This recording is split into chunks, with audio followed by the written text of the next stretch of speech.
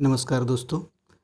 हम UP PCS 2021 का जो एग्ज़ाम होने वाला है उसके लिए विभिन्न कोचिंगों के जो टेस्ट सीरीज हैं उसे फास्ट रिवीजन करने के उद्देश्य से हम वीडियो अपलोड करने जा रहे हैं। उसी के सिलसिले में जीएस वर्ल्ड का टेस्ट नंबर 3 है, विश्व का भूगोल। आइए तो पहला क्वेश्चन देखते हैं। सबसे पहला क्वेश्चन है, पृथ्वी की सतह पर मौसम परिवर्तन के लिए उत्तरदायी कारकों की पहचान कीजिए। तो इसका सही उत्तर होगा 2 और 3, यानी पृथ्वी का परिभ्रमण और दूसरा पृथ्वी का अपनी धुरी पर झुकाव। तो पृथ्वी का अपनी धुरी पर झुकाव और पृथ्वी का परिभ्रमण, इन दोनों के कारण पृथ्वी की सतह पर मौसम में परिवर्तन होते हैं। नेक्स्ट क्वेश्चन है मिलान करने के लिए। तो हरा ग्रह किसे कहते हैं? तो हरा ग्रह उपनाम है अरुण ग्रह का। छल्लीदार ग्रह किसका नाम है? तो शनि ग्रह को छल्लीदार ग्रह कहते हैं। और लाल ग्रह के नाम से मंगल ग्रह प्रसिद्ध है। और प्रातः संध्या तारा ये किसे कहते हैं? तो ये शुक्र ग्रह को कहते हैं। नेक्स्ट क्वेश्चन है, इसमें ये पहचानना है कि जो सुमेलित नहीं है उसको पहचानना है। तो सबसे पहले देख लेते हैं कौन कौन सुमेलित है। पहला है, पृथ्वी 365.1/4 दिनों में सूर्य की परिक्रमा करती है, तो ये सही है। दूसरा है कि बुध 88 दिनों में सूर्य की परिक्रमा करता है, यह भी सही कथन है। और तीसरा है, अरुण 84 दिनों में सूर्य की परिक्रमा करता है, तो यह भी सही कथन है। जबकि जो बी नंबर जो इसका सही ऑप्शन होगा, जो कि गलत है, मंगल 687 दिनों में सूर्य की परिक्रमा करता है, यह इसका सही आंसर होना चाहिए था, जबकि यहाँ पर 525 दिया हुआ है। और ये घूर्णन 24 घंटे में करता है सूर्य का। तो मंगल के बारे में ध्यान रखना है कि 687 दिनों में सूर्य की परिक्रमा करता है।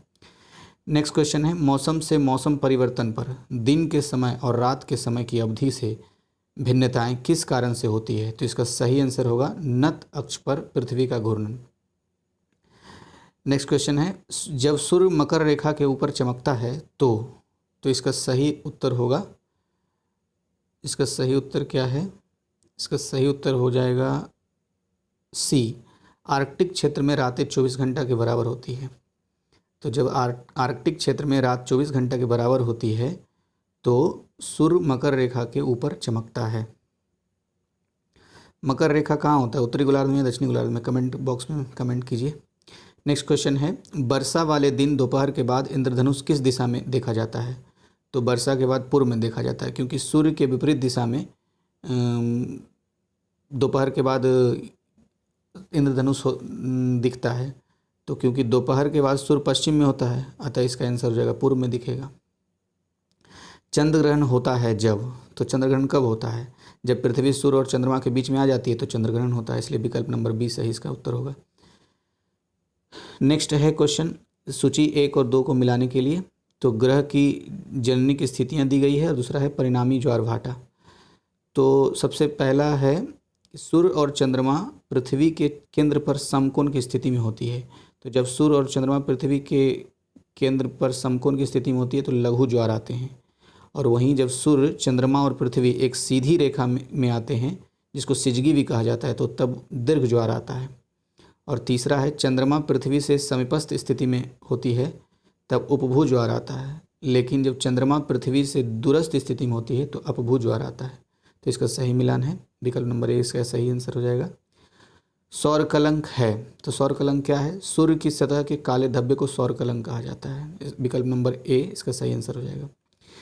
नेक्स्ट प्रश्न है, अक्षांश से समानांतरों के संबंध में निम्नलिखित में से कौन सा कथन असत्य है? तो सत्य कथन पहले देख लेते हैं। समान अक्षांश के स्थानों को जोड़ने वाली रेखा विशालतम के समानांतर के रूप में जानी जाती है। बी नंबर ऑप्शन है जो सही है, वे भूमध्य रेखा से प्रारंभ होते हैं और इसके समानांतर चलते हैं। डी नंबर भी सही है, ग्लोब पर सभी समानांतर वृत्तों के रूप में खींचे जाते हैं। जबकि इसमें जो गलत जो कथन था वो था कि सभी समानांतर लंबाई में समान होते हैं। तो सभी समानांतर लंबाई में समान नहीं होता है, कोई बड़ा कोई छोटा होता है। नेक्स्ट क्वेश्चन है, विषुवत रेखा पर दिन सदैव 12 घंटे का होता है। इसके पीछे जो कारण दिया हुआ है कि विषुवत रेखा पर सूर्य की किरणों का आपतन कोण समान होता है, तो ये दोनों कथन सही है और साथ ही साथ कारण जो है कथन की व्याख्या भी करता है, इसलिए विकल्प नंबर ए इसका सही आंसर हो जाएगा। नेक्स्ट क्वेश्चन है, अंतर्राष्ट्रीय तिथि रेखा 180 डिग्री देशांतर से थोड़ा विचलित है, जिससे यह समान प्रशासन के अंतर्गत स्थित द्वीप समूहों को विभाजित नहीं करती है। तो इसका सही आंसर विकल्प ए हो जाएगा। अच्छा, एक क्वेश्चन का उत्तर दीजिए कमेंट बॉक्स में कि सबसे ज़्यादा टाइम जोन किस देश का है दुनिया में। नेक्स्ट क्वेश्चन है, सभी देशांतर बृहत वृत्त होते हैं, ये कथन सही है और कारण दिया हुआ, एक बृहत वृत्त पृथ्वी को 2 समान भागों में विभाजित करता है, तो यह भी सही है। और दोनों ये कारण जो है कथन की सही व्याख्या भी करता है कि सभी देशांतर बृहत वृत्त होते हैं और एक बृहत वृत्त पृथ्वी को 2 समान भागों में विभाजित भी करता है, इसलिए विकल्प नंबर 1 सही हो गया। 14 नंबर क्वेश्चन होगा, पृथ्वी की आंतरिक संरचना के संबंध में निम्नलिखित कथनों का परीक्षण करें। तो पहला कथन है कि एथेनोस्फेयर आंशिक पिघली अवस्था है, तो ये सही कथन है। लिथोस्फेयर की मोटाई लगभग 100 किलोमीटर होती है, तो दूसरा कथन भी सही है, दूसरा कथन भी सही है। तीसरा कथन क्या है, महाद्वीपीय क्रस्ट मुख्यतः ग्रेनाइट से बनी हुई है, तो यह भी सही है, महाद्वीपीय क्रस्ट ग्रेनाइट से बनी हुई है। और चौथा कथन है, पृथ्वी का क्रोड या कोर मुख्यतः मैग्नीशियम से बना हुआ है, तो ये गलत है, क्योंकि पृथ्वी का जो क्रोड है या कोर है वो मैग्नीशियम से नहीं, नीफे से बना हुआ है, यानी कि निकेल और एफी यानी लोहा से बना हुआ है, जिसको बोरोस्फीयर भी कहते हैं। ये सामान्यतः 2900 किलोमीटर से 5100 किलोमीटर के क्षेत्र में है जो तरल अवस्था में होती है, और 5150 से 6371 किलोमीटर तक ठोस अवस्था में होती है। नेक्स्ट क्वेश्चन है, निम्नलिखित में से कौन सा कथन सत्य नहीं है। तो जो सत्य है उसे देख लेते हैं। पृथ्वी का अधिकांश भाग मेटल होता है, सही है। पृथ्वी की परत सियाल से बनी होती है, यह भी सही है। सागर तल सीमा से बना होता है, यह भी सही है। डी नंबर गलत था। क्या गलत था? सीमा सियाल के ऊपर तैरता है, नहीं, सियाल सीमा के ऊपर तैरता है, ऐसा होना चाहिए था। नेक्स्ट क्वेश्चन है, टेलीग्राफिक पठार निम्नलिखित में से किसका भाग है। तो इसका सही उत्तर हो जाएगा ए, यानी उत्तरी अटलांटिक कटक का भाग है टेलीग्राफिक पठार। नेक्स्ट क्वेश्चन है, मोह असंबंधता विलग करती है, तो किसे विलग करती है। ऑप्शन नंबर ए, क्रस्ट को ऊपरी मेंटल से विलग करती है। मोह असंबंधता की खोज किसने की थी, तो ए मोहरोविक ने की थी, इन्हीं के नाम से रखा हुआ है, 1909 में किया था खोज इन्होंने। नेक्स्ट क्वेश्चन है, पृथ्वी की भूप्रपटी तथा ऊपरी मेंटल भाग में प्लेटों का संचरण निम्नांकित में से किस माध्यम से शक्ति प्राप्त करता है। तो इसका सही विकल्प हो जाएगा बी, रेडियो एक्टिव पदार्थों से शक्ति प्राप्त करता है। नेक्स्ट क्वेश्चन है, पृथ्वी की आंतरिक परत नीफे के निर्माण में किन तत्वों की प्रधानता है। तो इसका सही आंसर है डी, निकल और एवं लोहा की प्रधानता है। पृथ्वी के धरातल पर सर्वाधिक विस्तृत शैलें हैं, तो सबसे ज़्यादा शैलें हैं अवसादी शैलें 75%, सर्वाधिक अंश 80% काले क्ले और चट्टान का है, यानी कि सबसे ज़्यादा धरातल पर जो विस्तृत शैल है वो अवसादी शैल है, यानी कि सभी शैलों का 75%, और इसमें से जो अवसादी शैलों में जो 80% भाग है वो क्ले चट्टानों का होता है। नेक्स्ट क्वेश्चन है, निम्नलिखित में से प्राथमिक शैल है, तो अग्नि को प्राथमिक शैल कहते हैं, इसलिए ऑप्शन नंबर ए सही इसका आंसर हो जाएगा। नेक्स्ट क्वेश्चन है, निम्नलिखित युग्मों में से कौन सुमेलित नहीं है। तो एक तरह साइड ज्वालामुखी है, दूसरी साइड देश है। तो जो सुमेलित है पहले उसे देख लेते हैं। माउंट अंगूग ये इंडोनेशिया की ज्वालामुखी है। ग्रीष्म सर्वाटन ये आइसलैंड की ज्वालामुखी है। किलायु ये यूएसए की ज्वालामुखी है, जबकि इरेवस जो है ये जापान की नहीं, अंटार्कटिका महाद्वीप में ये ज्वालामुखी है इरेवस। क्वेश्चन नंबर 23, निम्नलिखित शैल विशेषताओं पर विचार कीजिए। ये परतदार होती है, इनमें जीवाश्म होते हैं, ये वाहित शैल होते हैं, ये जल निकायों में बनती है। उपर्युक्त में से कौन सी विशेषताएं अवसादी शैलों के बारे में हैं। तो ये चारों विशेषताएं अवसादी शैलों के बारे में हैं। क्वेश्चन नंबर 24, उष्णकटिबंधीय चक्रवातों की उत्पत्ति के लिए आदर्श स्थितियां पाई जाती है। तो इसका सही विकल्प होगा बी, उष्णकटिबंधीय महासागरों में पश्चिमी तटों पर होना इसकी आदर्श स्थिति है, यानी उष्णकटिबंधीय चक्रवातों की।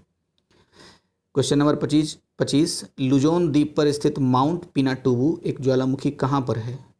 तो इसका सही विकल्प हो जाएगा सी, क्योंकि लुजोन द्वीप फिलीपींस में है। निम्नांकित में से कौन सा सही कथन है। तो इसका सही विकल्प है बी, बर्सन एवं लवणता में विलोम संबंध होता है। नेक्स्ट क्वेश्चन नंबर 27, क्रेटर संबंधित है, तो क्रेटर ज्वालामुखी से संबंधित होता है, विकल्प नंबर बी इसका सही आंसर होगा। क्वेश्चन नंबर 28, किस खनिज की कठोरता मापक पर 8 है। तो इसका सही विकल्प होगा बी, टोपाज की कठोरता मापक पर 8 है। क्वेश्चन नंबर 29 कथन है ज्वालामुखी गतिविधियों और प्लेट के किनारों के बीच घनिष्ठ संबंध है। तो ये सही कथन है। कारण है इसके पीछे, विश्व के अधिकांश ज्वालामुखी अभिसारी प्लेट किनारों से संबंधित है। तो यह कथन तो सही है ही और कारण भी सही है, दोनों एक दूसरे की व्याख्या भी करता है, इसलिए विकल्प ए सही हो जाएगा। क्वेश्चन नंबर 30 एल नीनो क्या है? तो इसका सही विकल्प हो जाएगा सी, पेरू के पश्चिमी तट की गर्म धारा को एल नीनो कहते हैं। क्वेश्चन नंबर 31 एक साइड ज्वालामुखी है, दूसरी साइड इसकी अवस्थिति है। तो एटना ज्वालामुखी सिसिली द्वीप पर है, क्राकाटाओ ज्वालामुखी इंडोनेशिया में है, पीली ज्वालामुखी मार्टिनिक में है और मोना लोआ ज्वालामुखी हवाई द्वीप पर है। क्वेश्चन नंबर 32 भूकंप में देशांतर अनुप्रस्थ और सतह तरंगे कहाँ उत्पन्न होती है? तो इसका सही विकल्प है बी, पृथ्वी के भीतर केंद्र बिंदु में उत्पन्न होती है।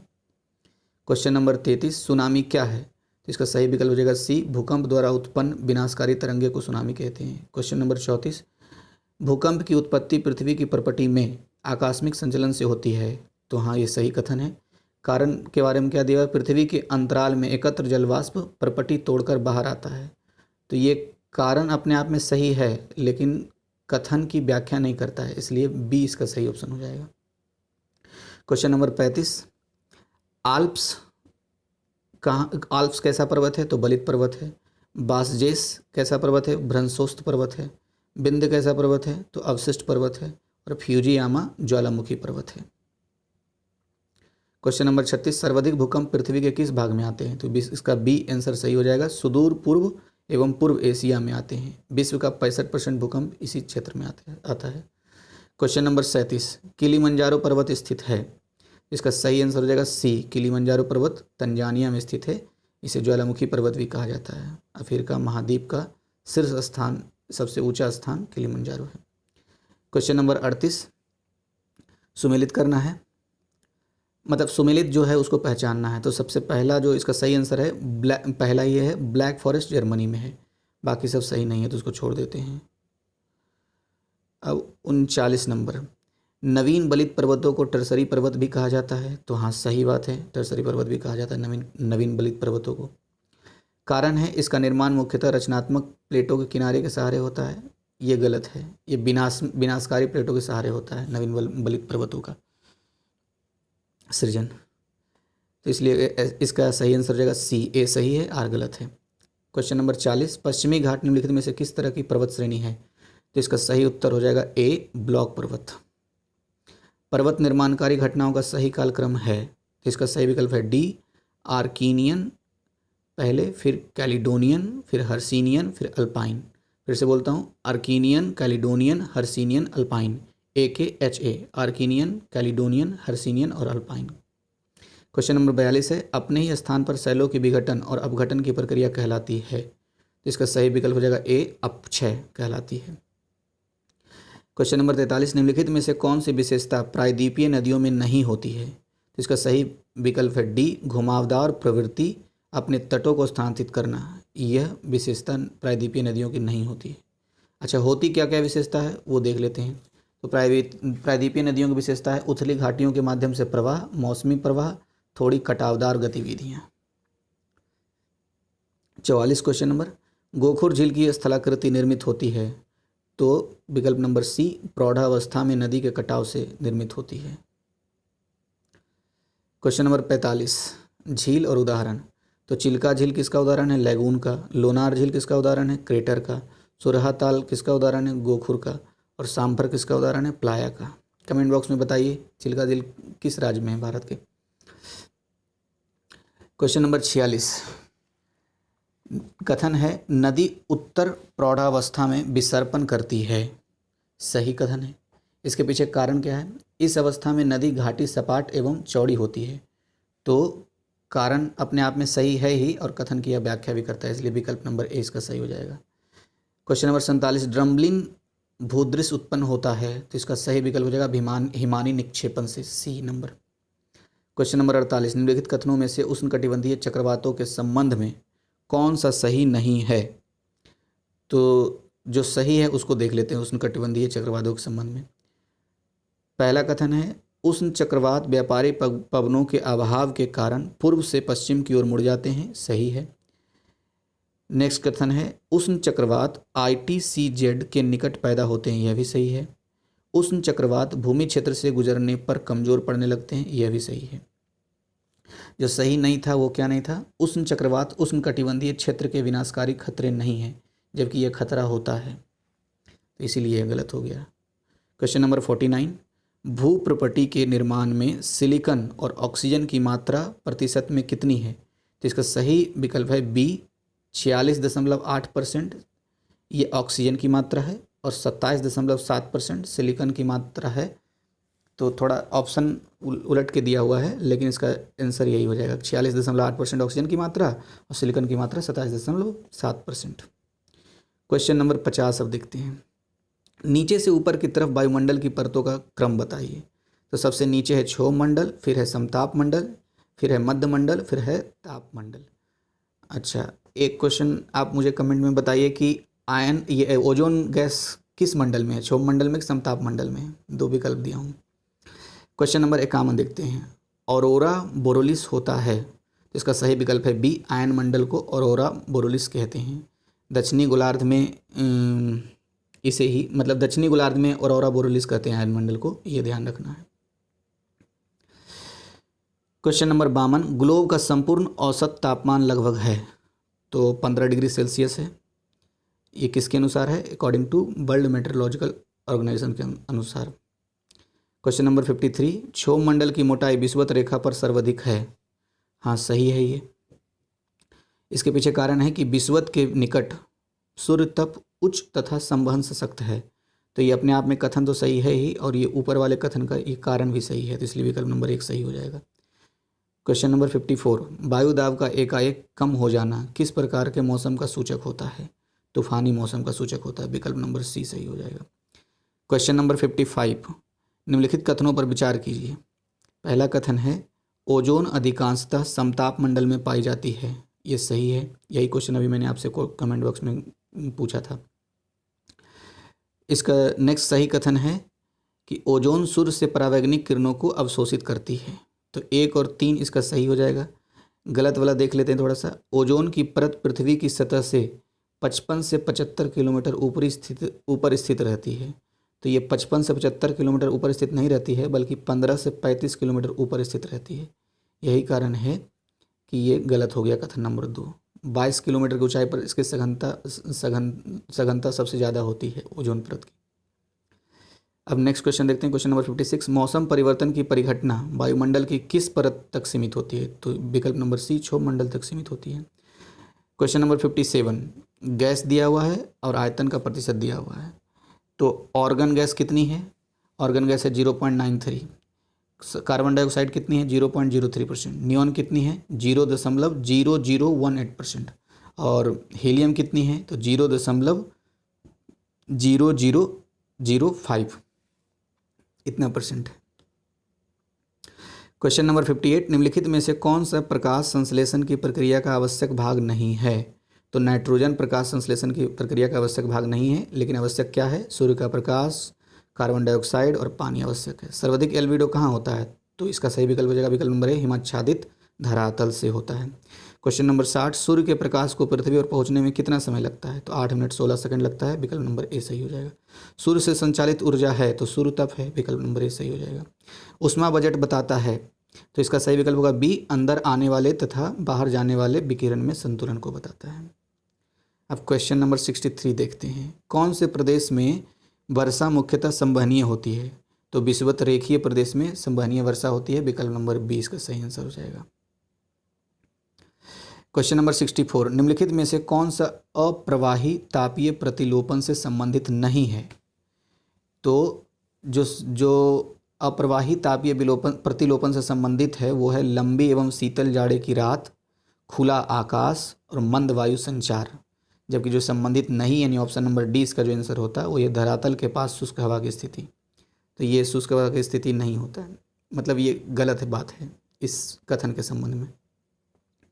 क्वेश्चन नंबर 65, अक्टूबर की गर्मी का मुख्य कारण क्या है? तो उच्च आर्द्रता से संबंधित उच्च तापमान अक्टूबर की गर्मी का मुख्य कारण है, इसलिए विकल्प नंबर ए सही आंसर हो जाएगा। क्वेश्चन नंबर 66, समताप रेखाएं आपस में समानांतर नहीं होती, समानांतर होती है, इसलिए कथन गलत हो गया। कारण क्या है? पृथ्वी पर तापमान की भिन्नता व्यवस्थित नहीं होती है। हाँ होती है, व्यवस्थित होती है, इसलिए इसका आंसर हो जाएगा डी, ए गलत है, आर सही है। क्वेश्चन नंबर 67, विश्व के तापमान में निरंतर वृद्धि का क्या परिणाम होगा? तो हिम का पिघलना, हाँ होगा। समुद्री जल स्तर का ऊपर उठना, हाँ होगा। तटीय भागों का जलमग्न होना, हाँ होगा। तो ये तीनों यानी उपरोक्त सभी विकल्प नंबर डी विश्व के तापमान में निरंतर वृद्धि का कारण हो सकता है। क्वेश्चन नंबर 68, ऊंचाई में वृद्धि के साथ तापमान में वृद्धि क्या कहलाती है? ताप व्युत्क्रमण कहलाती है, इसलिए विकल्प नंबर सी सही आंसर होगा। 69, विश्व के कौन से क्षेत्रों में न्यूनतम वार्षिक तापांतर होता है? तो भूमध्य रेखीय क्षेत्रों में न्यूनतम वार्षिक तापांतर होता है, विकल्प नंबर डी सही आंसर। क्वेश्चन नंबर 70, विषुवत रेखीय जलवायु सिंगापुर की है, उष्णकटिबंधीय महाद्वीपीय जलवायु सूडान की है, भूमध्य सागरीय जलवायु ये है मध्य चिली की, और टुंड्रा जलवायु ग्रीनलैंड की, इसलिए विकल्प नंबर ए हो जाएगा। ITCZ का पूर्ण नाम क्या है? तो विकल्प नंबर बी सही हो जाएगा, inter tropical convergence zone. Question number 72, पृथ्वी पर उपोष्ण वायु दाब की पेटी को अन्य किस नाम से जाना जाता है? तो विकल्प नंबर 20 का सही हो जाएगा, अस्वच्छांश। दोनों गोलार्धों में 30 से 35 डिग्री अक्षांशों पर यह अक्षांश पाया जाता है। क्वेश्चन नंबर 73, एक साइड है उष्ण चक्रवात और दूसरे साइड है सूची 2 में देश, तो ये मिलाना है। बैगा या बैगुइस उष्ण चक्रवात फिलीपींस की है, हरिकेन उष्ण चक्रवात कहाँ की है? USA की, टाइफून चीन की है, और बिलीबिली ऑस्ट्रेलिया की है। क्वेश्चन नंबर 74, सुमेलित जो नहीं है उसे पहचानना है, तो जो सुमेलित है उसे पहले देख लेते हैं। जोंडा अर्जेंटीना की हवा है, प्रवाहित होने वाली गर्म हवा है मेरे ख्याल से। हाँ, जोंडा गर्म हवा है, कहाँ की? अर्जेंटीना की। यामो गर्म हवा कहाँ की है? जापान की। ट्राइमांटेन कहाँ की है गर्म हवा? तो मध्य यूरोप की। और गिवली कहाँ की गर्म हवा है? तो गिवली गर्म हवा प्रवाहित होती है लीबिया में, कैलिफोर्निया में नहीं होती, इसलिए आंसर इसका डी हो जाएगा। अब क्वेश्चन नंबर 75, जेट स्ट्रीम नामक तीव्र हवा संचरण करती है, तो ऊपरी क्षोभ मंडल में संचरण करती है, विकल्प नंबर सी। कथन है नेक्स्ट क्वेश्चन में, वायु सदैव उच्च दाब क्षेत्र में निम्न दाब क्षेत्र की ओर चलती है। हाँ सही बात है। इसके पीछे कारण क्या है? पवन की दिशा को कॉरियोलिस बल प्रभावित करता है। हाँ सही है, लेकिन ये व्याख्या नहीं करता है। कारण और कथन अपने आप में सही है, लेकिन व्याख्या नहीं करता, इसलिए आंसर हो जाएगा बी। मानसून है तो मौसमी हवाएं हैं, विकल्प नंबर ए। कोहरा की स्थिति बताती है, तापमान की विलोमता कोहरा की स्थिति बताती है, विकल्प नंबर सी आंसर सही हो जाएगा इसका। इनमें से कौन सा ठंडा रेगिस्तान नहीं है? तो जो ठंडा रेगिस्तान है वो देख लेते हैं। गोवी जो मंगोलिया में है ये ठंडा रेगिस्तान है, गोवी डिजर्ट। लद्दाख ये भारत का ठंडा डिजर्ट है। कराकुम ये मध्य एशिया का ठंडा डिजर्ट है। दस्तलूट ये दस्तलूट ईरान में है, और ये ठंडा डिजर्ट नहीं होकर के ये उष्णकटिबंधीय डिजर्ट है, यानी गर्म डिजर्ट है दस्तलूट। क्वेश्चन नंबर 80, सुपर कोल्ड जल वह जल है जो 0 डिग्री तापमान के नीचे भी तरल बना रहता है, इसलिए विकल्प नंबर सी इसका सही आंसर हो जाएगा। Question number 81, great barrier reef स्थित है, ऑस्ट्रेलिया के पूर्वी तट पर स्थित है, विकल्प नंबर डी। 82, प्रवाल विरंजन परिणाम है, तो प्रवाल विरंजन किसका परिणाम है? भूमंडलीय ऊष्मन का, इसलिए विकल्प नंबर सी। प्रवाल भित्तियों डैश की बनी होती है, तो कोरल पॉलिश की बनी होती है, विकल्प नंबर सी। 84, भूभाग से क्वेश्चन नंबर 84, भूभाग से समुद्र की ओर अनुक्रम में कौन सा सत्य है? तो इसका सही उत्तर रहेगा बी। पहले आता है महाद्वीपीय शेल्फ, फिर महाद्वीपीय ढाल, फिर समुद्री मैदान, और फिर महासागरीय गर्त। क्वेश्चन नंबर 85, सूची 1 और सूची 2 को मिलाना है। सागरीय गर्त दिया हुआ है, फिर महासागर का नाम दिया हुआ है। तो सुंडा गर्त किस महासागर में है? पूर्वी हिंद महासागर में। मेरियाना गर्त उत्तरी प्रशांत महासागर में। पोर्टोरिको गर्त मध्य अंध महासागर में, और अटकामा गर्त दक्षिणी प्रशांत महासागर में। क्वेश्चन नंबर 86, सारगैसो सागर प्रसिद्ध है, तो समुद्री शैवाल से भरा स्थित जल हेतु प्रसिद्ध है। क्वेश्चन नंबर 87, विश्व का सर्वाधिक शुद्ध जल भंडार स्थित है, तो आंसर हो जाएगा बी, अंटार्कटिका में है। क्यों है? क्योंकि वहाँ मानवीय प्रदूषण नहीं, मानवीय हस्तक्षेप अभी तक ज़्यादा नहीं हुआ, इसलिए सर्वाधिक शुद्ध जल वही है, अंटार्कटिका में। क्वेश्चन नंबर 88, डेटम रेखा क्या है? तो औसत समुद्र तल को डेटम रेखा कहते हैं, मतलब औसत समुद्र तल से ऊंचाई या गहराई मापी जाती है डेटम रेखा से। कील नहर जोड़ती है, तो उत्तरी सागर और बाल्टिक सागर को कील नहर जोड़ती है, ऑप्शन नंबर बी सही आंसर हो जाएगा। किस झील की लवणता सर्वाधिक है? तो बॉन झील की लवणता सर्वाधिक है। बॉन झील कहाँ है? तुर्की में। कितनी है लवणता? 330% के आसपास लवणता इसकी है। और दूसरा अगर पूछे सेकंड कौन सा है, तो मृत सागर है 238% के आसपास। और तीसरा पूछे तो ग्रेट साल्ट लेक 220% के आसपास। तो सबसे पहला बॉन झील लवणता के मामले में, दूसरा मृत सागर और तीसरा great salt lake. Question number 91, गर्म जल धारा का हिंद महासागर से संबंध है? कौन सा ऐसा है जो गर्म जलधारा, कौन सा ऐसा जलधारा है जो गर्म भी है और हिंद महासागर से संबंधित है? तो अगुलास जलधारा है जो गर्म भी है और हिंद महासागर से संबंधित है। क्वेश्चन नंबर 92, ग्लोब पर महासागरों में लवणता का सर्वाधिक क्षेत्र स्थित है? तो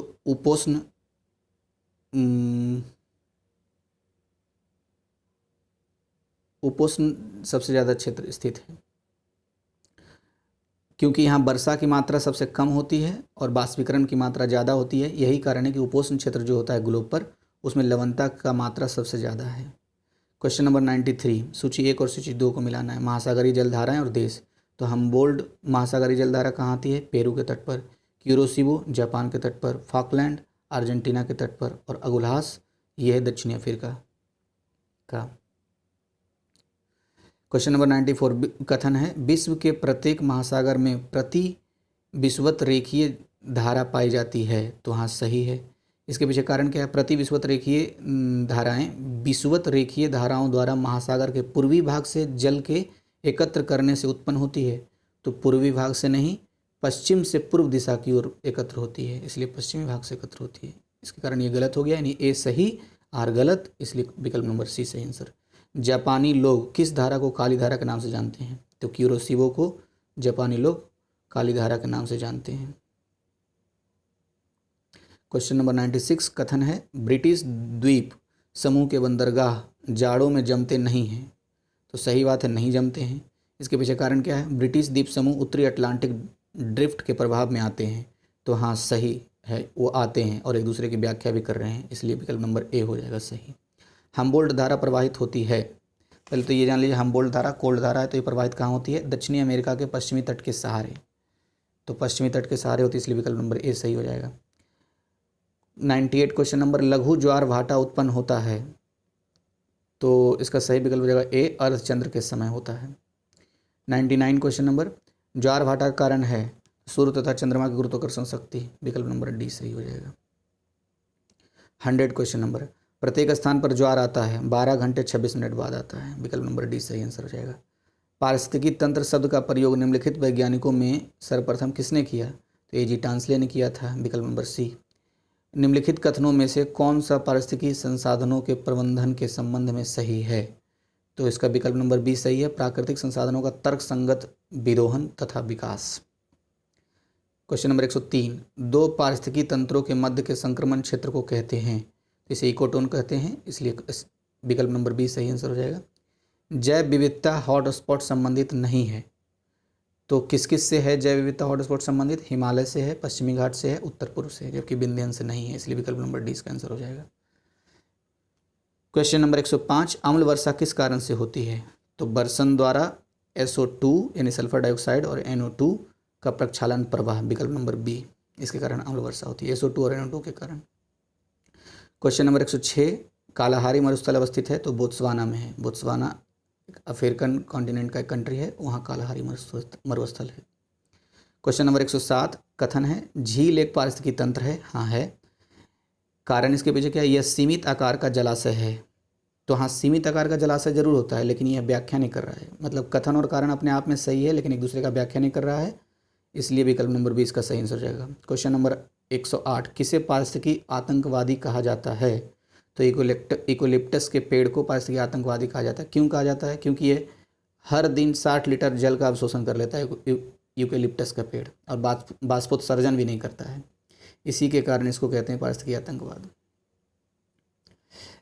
क्वेश्चन नंबर 109, पारिस्थितिकी तंत्र क्रियाशील होता है तो ऊर्जा का प्रवाह तथा पोषक तत्वों एवं खनिजों के परिसंचरण के माध्यम से क्रियाशील होता है। क्वेश्चन नंबर 110 क्या है? ब्राज़ील के सवाना घास के मैदानों को कहा जाता है तो कंपोस्ट कहा जाता है, इसलिए इसका विकल्प नंबर 1 सही हो गया। अच्छा, डाउन्स कहाँ है? तो ऑस्ट्रेलिया में है। पंपास कहाँ है? अर्जेंटीना में है। और प्रेरीज कहाँ है? यूएसए में है। क्वेश्चन नंबर 11, प्रत्येक दिन सामान्य से अधिक या कम होता है। समुद्र की हवा के साथ स्पष्ट उज्ज्वल सुबह होती है। जैसे सूर्य आकाश में ऊंचा चढ़ता है, गर्मी बढ़ जाती है, काले बादल बनते हैं, फिर बिजली कड़कने के साथ बारिश आती है, लेकिन बारिश जल्द ही खत्म हो जाती है। उपर्युक्त पाठ्य में किन क्षेत्रों का वर्णन किया गया है? तो यह भूमध्यरेखीय क्षेत्रों का वर्णन किया गया है। विकल्प नंबर 20 सही हो जाएगा। क्वेश्चन नंबर 112 देखते हैं, निम्नलिखित में से कौन सा कथन असत्य है? तो जो सत्य है पहले उसको देख लेते हैं। स्थिर समुदायों में एक रेडवुड वन, उच्च ऊंचाई पर एक देवदार वन शामिल है, ये सही है। भूमध्य रेखा के पास उष्ण वर्षा वन स्थिर पारिस्थितिकी तंत्र है, ये भी सही है। भूमध्य रेखा पर चरम समुदाय भी विकसित मिलता है, यह भी सही है। तो गलत क्या था? भूमध्य रेखा में नष्ट भूभाग तेजी से ठीक हो जाते हैं, तेजी से ठीक नहीं होते भूमध्य रेखा पर, क्योंकि निच्छालन हो जाता है, इसी कारण वहाँ पेड़ पौधा जल्दी नहीं उग पाता है, इसलिए गलत हो गया। क्वेश्चन नंबर 113, भारत में प्रोजेक्ट टाइगर परियोजना कब प्रारंभ किया गया? 1973 में। विकल्प नंबर 20 सही है। निम्नलिखित में से किस प्रदेश में पिग्मी निवासी पाए जाते हैं? तो विषुवतरेखीय प्रदेश में पिग्मी निवासी पाए जाते हैं। विकल्प नंबर सी सही आंसर है। सूची 1 और सूची 2 को मिलाना 115 नंबर क्वेश्चन में। तो देश है और मरुस्थल है, तो मंगोलिया में कौन सा है? गोबी मरुस्थल है। भारत में थार मरुस्थल, अर्जेंटीना में पैटागोनिया का मरुस्थल और चिली में अटकामा का मरुस्थल। क्वेश्चन नंबर 106, उष्ण या उपोष्ण मरुस्थल पाए जाते हैं, कहाँ पाए जाते हैं? तो 15 से 30 डिग्री उत्तर और दक्षिण अक्षांशों के मध्य पाए जाते हैं। क्वेश्चन नंबर 117, कैलिफोर्निया घाटी की जलवायु किस प्रकार की है? तो भूमध्य सागरीय है, इसलिए क्वेश्चन नंबर बी हो गया सही। सॉरी, ऑप्शन नंबर 20 का सही आंसर हो गया। क्वेश्चन नंबर 118, पिछले 2 दशकों में विश्व का कौन सा महाद्वीप अधिकतम जनसंख्या वृद्धि दर प्रदर्शित कर रहा है? तो अफ्रीका इसका सही आंसर हो जाएगा, इसलिए विकल्प नंबर सी। क्वेश्चन नंबर 119 कथन है, चीन की जनसंख्या भारत से अधिक है परंतु जनसंख्या का घनत्व कम है, ये बात सही है। कारण इसके पीछे क्या है? चीन का लगभग 2/3 क्षेत्र निवास योग्य नहीं है। तो ये बात सही है कि 2/3 क्षेत्र निवास योग्य नहीं है, क्योंकि ज़्यादातर चीनी लोग चीन के पूर्वी क्षेत्र में रहते हैं। लेकिन ये कारण सही है अपने आप में। तो कारण और कथन दोनों स्वतंत्र रूप से सही है, लेकिन एक दूसरे की व्याख्या नहीं करता है, इसलिए इसका सही आंसर हो जाएगा बी। 120 नंबर, किसी क्षेत्र की कुल जनसंख्या एक कृषि भूमि का अनुपात इंगित करता है, तो कायिक अनुपात इंगित करता है। 120 नंबर थोड़ा देख लेते हैं। 120 नंबर का जो एक्सप्लेनेशन है वो ये है कि इसमें जो ऑप्शन है सबसे, कृषि घनत्व किसको कहते हैं? तो कृषि घनत्व निकालने के लिए कुल कृषि कार्य में लगी जनसंख्या बटे कुल कृषि क्षेत्र करने पर कृषि घनत्व निकलता है। और आर्थिक घनत्व किसे कहते हैं? तो आर्थिक क्रियाओं में लगी जनसंख्या और आर्थिक क्रियाओं का क्षेत्रफल को अगर डिवाइड करेंगे तो आर्थिक घनत्व निकलेगा। जबकि गणितीय घनत्व अगर निकालना हो तो देश की कुल जनसंख्या को डिवाइड करेंगे किससे? देश का संपूर्ण क्षेत्रफल से, तो गणितीय घनत्व निकलेगा। लेकिन कायिक घनत्व क्या था? तो कायिक घनत्व किसी क्षेत्र की कुल जनसंख्या एवं कृषि भूमि का अनुपात इंगित करता है, यानी क्षेत्र की कुल जनसंख्या कितनी है और कृषि भूमि का अनुपात कितना है, तो ये कायिक घनत्व बताता है। अब क्वेश्चन नंबर 121 देखते हैं। विश्व की कुल जनसंख्या में भारत का हिस्सा है, तो 17.5% है, विकल्प नंबर सी। मानव प्रजाति है, तो शारीरिक लक्षणों के आधार पर वर्गीकृत मानव समुदाय है, विकल्प नंबर ए सही है। 123 क्वेश्चन नंबर, सूची 1 सूची 2 को मिलाना है। मंगोलॉइड कहाँ है? दक्षिण कोरिया में। कॉकेसॉइड कहाँ है? जर्मनी में। और श्रीलंकन वाले लोगों को कहते हैं एस्ट्रोलाइड, और इथियोपिया के लोगों को कहते हैं निग्रोइड। फिर से एक बार देख लेते हैं। दक्षिण कोरिया के लोगों को मंगोलॉइड कहते हैं, मतलब मंगोलॉइड जाति नस्ल के हैं, और इथियोपिया के लोग निग्रोइड नस्ल के हैं, श्रीलंका के लोग एस्ट्रोलाइड नस्ल के हैं, और जर्मनी के लोग कॉकेसॉइड नस्ल के हैं। क्वेश्चन नंबर 124, एस्कीमो के घर को क्या कहते हैं? तो इग्लू कहते हैं, विकल्प नंबर सी। वर्तमान मानव का आगमन पृथ्वी पर किस युग में हुआ था? तो टर्सरी युग में हुआ था, 10 लाख वर्ष पूर्व। इसका विकल्प नंबर ए सही हो जाएगा आंसर। 126, कौन सा भूमि बंद देश नहीं है? तो सूडान बंद देश नहीं है, जबकि इथोपिया बंद देश है, लैंडलॉक कंट्री, और जाम्बिया भी लैंडलॉक कंट्री यानी बंद देश है, और युगांडा भी बंद देश है यानी लैंडलॉक कंट्री है।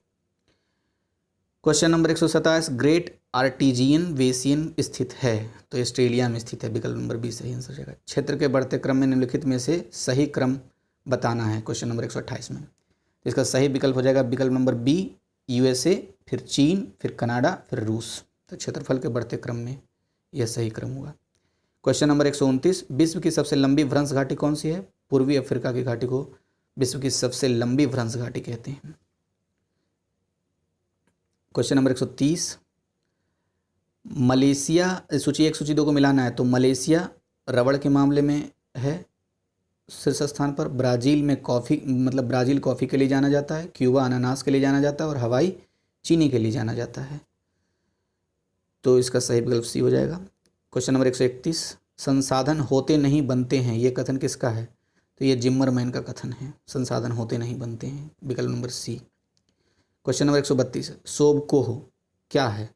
तो सोबकोह राज्य के स्वामित्व वाले खेत को सोबकोह कहते हैं, ये रूस में ऐसा कहा जाता है। मिश्रित खेती की विशेषता कौन सी है? तो विकल्प नंबर सी, फसल एवं पशुपालन का संयोजन मिश्रित खेती की विशेषता है। क्वेश्चन नंबर 134, ऑपरेशन फ्लड संबंधित है, तो विकल्प नंबर डी, शहरों में दूध की उपलब्धता में सुधार से। क्वेश्चन नंबर 135, विश्व में मछली का सबसे बड़ा निर्यातक है, तो विकल्प नंबर ए सही हो जाएगा, नॉर्वे। हालांकि उत्पादन में सबसे ज़्यादा चीन है, उसके बाद फिर पेरू है और फिर चिली है, लेकिन अगर निर्यात के बारे में पूछा जाए तो सबसे ज़्यादा निर्यात नॉर्वे करता है। क्वेश्चन नंबर 136, अरेबिका और रोबस्टा किसकी किस्में हैं? तो कॉफ़ी की किस्में हैं। अरेबिका सबसे उच्चतम क्वालिटी की कॉफ़ी होती है और रोबस्टा निम्न क्वालिटी की कॉफ़ी होती है। क्वेश्चन नंबर 137, ब्राज़ील स्थित सेल्वा क्या है? तो सघन भूमध्यरेखीय वन को सेल्वास कहते हैं या सेल्वा कहते हैं, विषुवतरेखीय वनों को। क्वेश्चन नंबर 138, निम्न देशों में से किसमें सर्वाधिक कृषि योग्य भूमि है? तो भारत में सबसे ज़्यादा कृषि योग्य भूमि है ऑप्शन के हिसाब से। वैसे सब दुनिया में सबसे ज़्यादा कृषि योग्य भूमि यूएसए में है, लेकिन भारत में 14,51,810 किलोमीटर स्क्वायर कृषि भूमि है। तो क्वेश्चन नंबर 139, सूची 1 सूची 2 लिया हुआ है, मिलान करना है। स्थानांतरित किसी एक साइड दिया हुआ है, एक साइड दिया हुआ है देश का नाम। तो चेन्ना कौन से देश में स्थानांतरित कृषि को कहते हैं? तो श्रीलंका में। और नागसू सूडान में स्थानांतरित कृषि को कहते हैं। रोका ब्राज़ील में स्थानांतरित कृषि को कहा जाता है। लेदांग इंडोनेशिया में स्थानांतरित कृषि को कहा जाता है। क्वेश्चन नंबर 140, कपास की उपज के लिए उपयुक्त मिट्टी है? तो रेगुर मिट्टी कपास के लिए होती है। क्वेश्चन नंबर 140 का सही उत्तर हो जाएगा डी। 141 में फिर से सूची है 1 और सूची 2। तो मैग्नीज के लिए जाना जाता है दक्षिण अफ्रीका, तांबा के लिए चिली, बॉक्साइट के लिए ऑस्ट्रेलिया और यूरेनियम के लिए कजाकिस्तान। अब क्वेश्चन नंबर है 142, क्रिवाय रॉग का प्रसिद्ध लॉ क्षेत्र स्थित है? तो ये यूक्रेन में है, इसलिए ऑप्शन नंबर सी सही हो जाएगा। सूची 1 सूची 2 को मिलाना है, खनिज और देश दिया हुआ है। तो बॉक्साइट के लिए राइन घाटी, लॉयस के लिए मंचूरिया और टीन के लिए मलेशिया, तांबा के लिए चिली। क्वेश्चन नंबर 144, नगर और उद्योग दिया हुआ है। तो डेट्रॉइट मोटर उद्योग के लिए प्रसिद्ध है, हैम्बर्ग पोत निर्माण के लिए प्रसिद्ध है, पिट्सबर्ग लौह इस्पात के लिए प्रसिद्ध है, ओसाका वस्त्र उद्योग के लिए प्रसिद्ध है। क्वेश्चन नंबर 145, आसवान बांध किस नदी पर है? तो नील नदी पर आसवान बांध है, इसलिए विकल्प नंबर डी सही हो जाएगा। अब क्वेश्चन नंबर 146 पर देखते हैं, कलगुरली क्यों प्रसिद्ध है? तो सोना के लिए कलगुरली प्रसिद्ध होता है, विकल्प नंबर बी सही हो गया। कलगुरली है कहाँ बताइए कमेंट बॉक्स में। शायद ऑस्ट्रेलिया में है कलगुरली, देख लीजिएगा, कन्फर्म हो लीजिएगा। क्वेश्चन नंबर 147, बाकू किस चीज़ के लिए प्रसिद्ध है? तो तेल के लिए। कुजवास बेसिन किस चीज़ के लिए प्रसिद्ध है? कोयला के लिए। और यूराल पर्वत लौह खनिज के लिए। पूर्वी साइबेरिया हीरा के लिए प्रसिद्ध है।